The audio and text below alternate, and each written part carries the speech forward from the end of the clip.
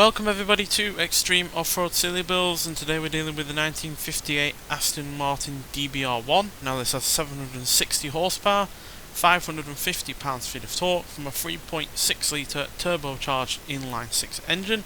The car itself now weighs 2,090 pounds, has off-road tyres, all-wheel drive and off-road suspension, and it can now do 0 to 60 in 2.221 seconds, 0 to 105.228 seconds, and go to a top speed of 220 miles an hour. So not really expecting all that much from this, because the braking and the handling is a little bit on the low side of things. The off-road capability is certainly not quite as good as some vehicles that we've had on this series, and even though the launch, acceleration and top speed are pretty good, we at the end of the day do need good control for this off-road series, because there's a lot of tight bends, a lot of fast corners, and yeah, lack of handling and braking really does not set us up for the the best of expectations, and nor is it going to be the best kind of setup for a car going down this course. But then again, it might well prove to be completely better than the stats would have you think that it's going to be. So yeah, who knows what it's going to be like, but yeah, my expectations are low, so let's see if it can at least beat those expectations. Now, I'm not expecting to be as quick as the previous car in the series, which was the Fast and Furious Dodge Charger, which got to 4th place, which was monumentally fast. Now, this does have less power than that car, but it does weigh a lot less and is smaller, which might well prove advantageous. But yeah, what isn't going to prove advantageous is the fact that it's probably still on its old suspension. It's just been jacked up to make it more off-road orientated, and even though the brakes have been improved, they certainly aren't as good as it could be. But then it doesn't have that much in the way of weight to stop, which means that it's not got much in the way of momentum to slow down, so it might well not need, anything more than the kind of brakes it's already got now. So yeah, who knows, but it did get up to 171 down there, so that was fairly rapid. But obviously this car is way out of its comfort zone. It's only ever meant for, smooth, tarmac tracks, not anything like this. So yeah, well and truly out of its comfort zone, even more so with the all-wheel drive system and the enormous increase in power, well over twice the power we had originally.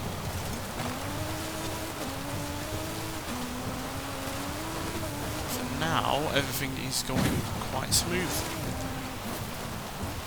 which I was not expecting, to be honest.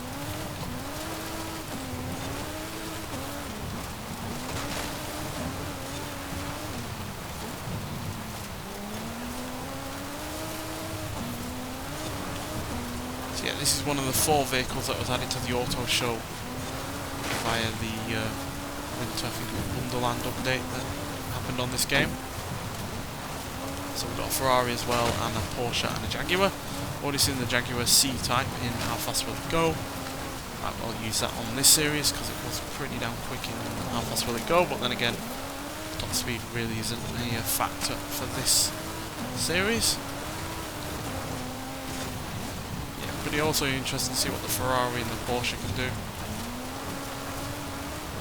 Although unlike this in the C-Type, they are both newer than this car.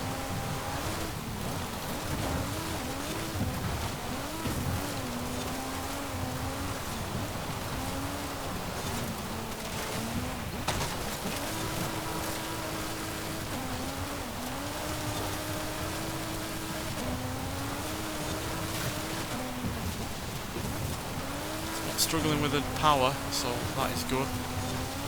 Neither of the off-road tyres are proving too difficult for it to deal with, because obviously they are running at lower pressures than normal tyres, while also not being the kind that it would naturally be used to. We are on for a quick time here.